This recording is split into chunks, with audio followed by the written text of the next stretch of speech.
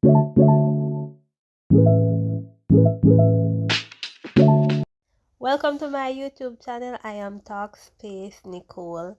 If you're new to my YouTube channel, subscribe. So today I'm gonna teach you how to make Jamaican tradition fruit cake my way. And guys, if it's your first time making this tradition cake, I would advise you guys to use a measuring cup for each process.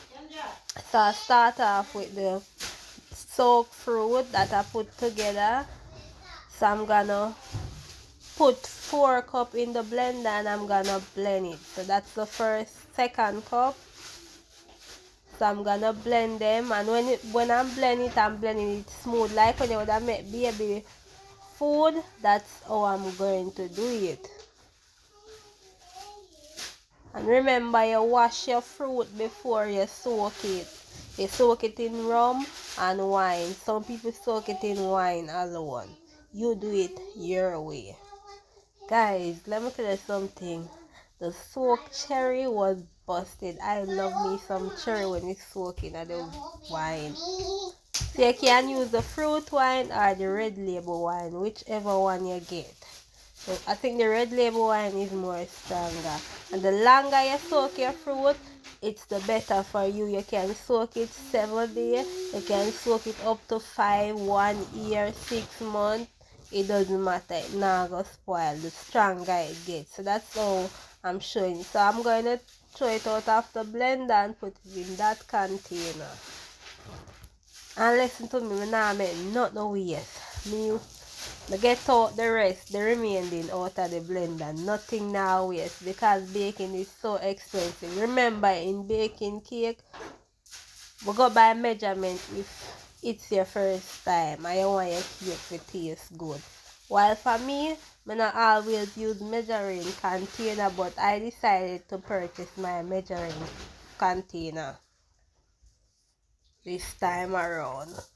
So we have to have a nutmeg, with chiffon butter, and you don't have to use water crackers. You can use breadcrumbs for your cake or whatever you want. So I'm gonna start off now with the butter. So I'm gonna use 1 pound of butter. The more butter you use is the nicer your cake get, but I'm using 1 pound because I'm using 4 cup of flour. So that is me measuring the butter because I wanted the weight to be exact 1 pound. It doesn't matter if you go over, but I just want to use 1 pound. But I did, so I use 1 cup. And remember, try to keep your area as clean as possible, even though my area never end up clean when me finish because I all over look for the measuring thing. So I'm now using 2 cup of sugar. So you're gonna use a mixer or your hand mixer to combine the sugar and butter. You want it to have a creamy texture. And I'm gonna use 8 egg. You can use 12 or 10 or 9. This recipe you can use 8 to 9 egg. So I'm gonna apply the egg with the butter and the sugar one by one. And remember guys, it's best to take out the egg eye because the egg eye prevents your cake from being raw. And you can add some lemon juice or lime juice or lemon zest or orange zest in the cake. And strain your flour. Don't be like me and don't strain your flour. But guys, you can't do your pastry without your spice, your cinnamon, your nutmeg, your vanilla. You name the spice, they are important. They play a vital part in our baking.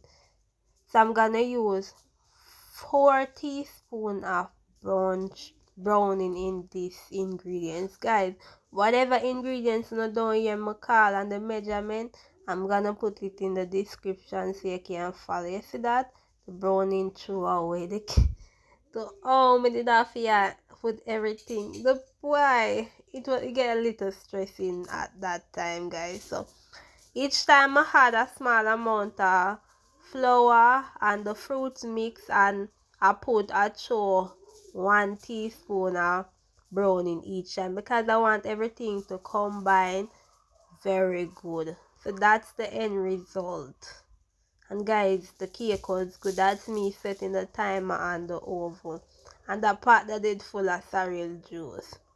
So you can put grease paper in your baking tin, or you can use butter to grease the pan. The butter work magic.